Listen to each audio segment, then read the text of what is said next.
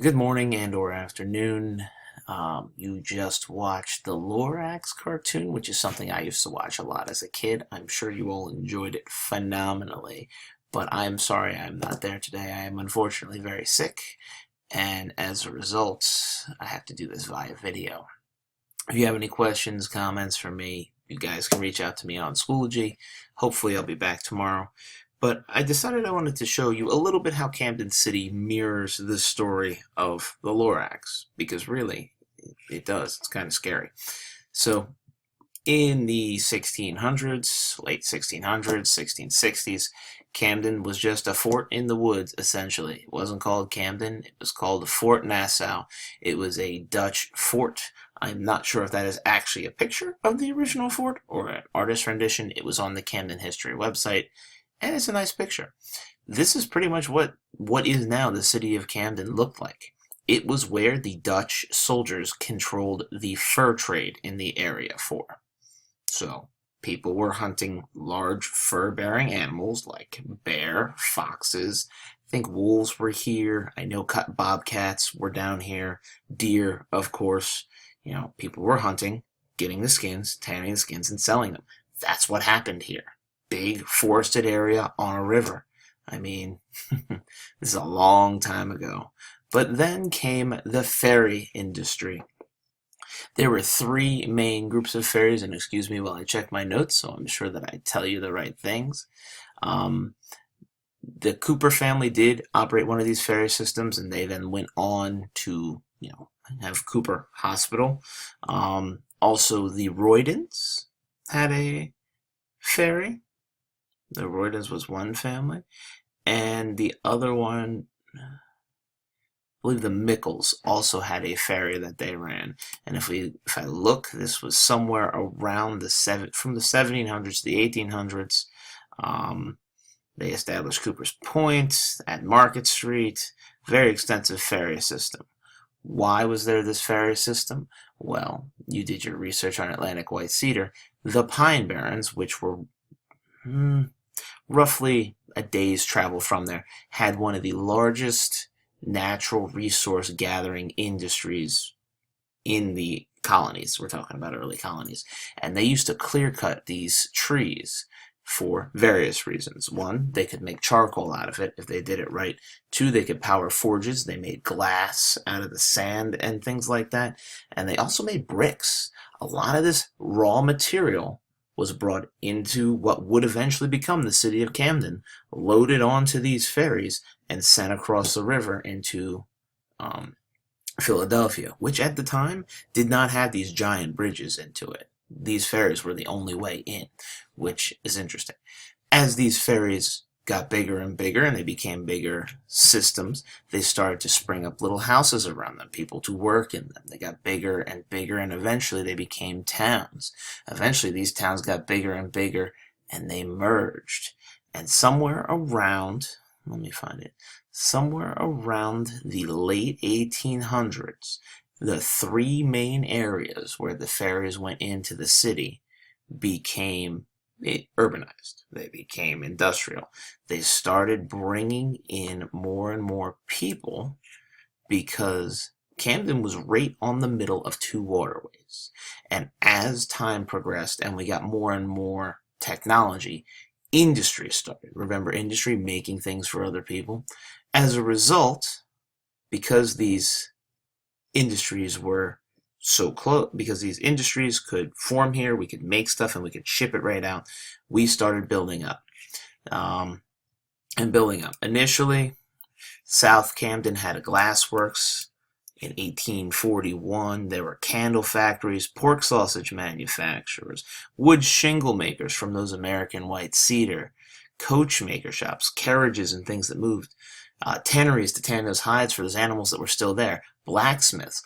All of these started building up in the area.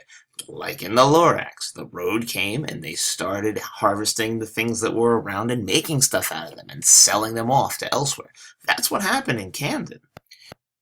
Sorry about that, got a little ranty, decided to stop and edit it. So, they sold stuff, the stuff that we had here, cut it down, used our natural resources, sold it off, right? Sold it off more, brought more people in. Then these ferry sites, they brought people in because these businesses popped up, and it became a bigger and bigger city. Big industry came, right? Big industry. The three main industries that they talk about coming to Camden are RCA. The RCA building, which you see here, is the big building downtown that is now an apartment building. But at the time, they built a lot of technologically advanced things. The time being the late 1800s, early 1900s, right? So they were building phonographs, which were essentially record players. They called them the RCA talking machines. As time went on, they got into radios, but this is much later. Campbell's Soup has been downtown since, I think, the late 1800s. You also had New York Shipping, which was a ship builder. They built boats, mostly for the U.S. government, but pretty much for anybody who would buy them.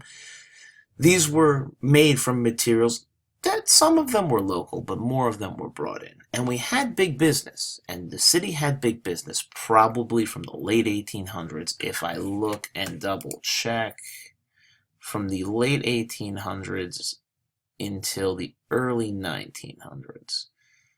Looking at this, urban decline is the thing that they call it. Let's see where they have. Looks like the 1930s, 1940s is where these businesses started to have troubles and move out. What was the long-term effects of these businesses coming in? Well, we obviously built a city, right? A city with, not we, I didn't do it, you didn't do it.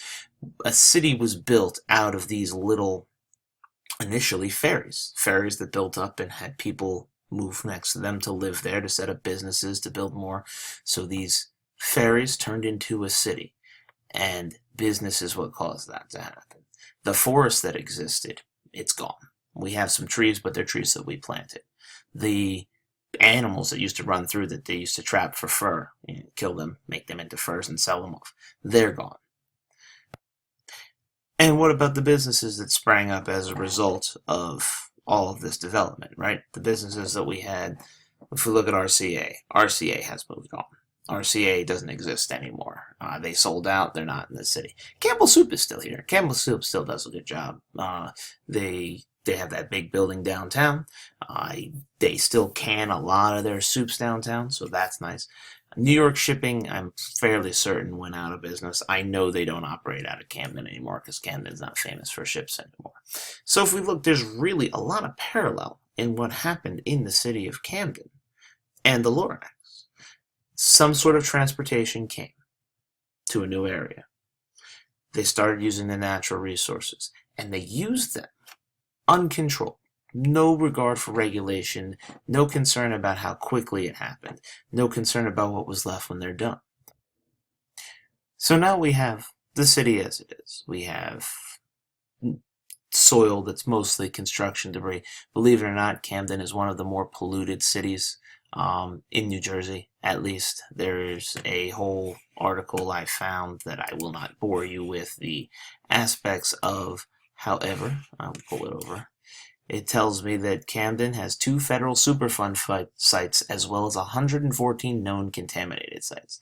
There is so many different sites that contain pollution because we've been building things here using chemicals that have gotten into the ground for years that have things that are detrimental to people's health, that they're poisonous from this from all of this industry and waste for industry and use for the last 300 years. So let me ask you, why do you think this all happened? Why do you think the industry moved on from Camden?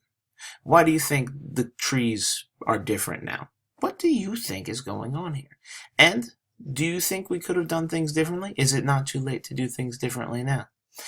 I'm going to give you a bit with your teacher to have some classroom discussion and have some fun.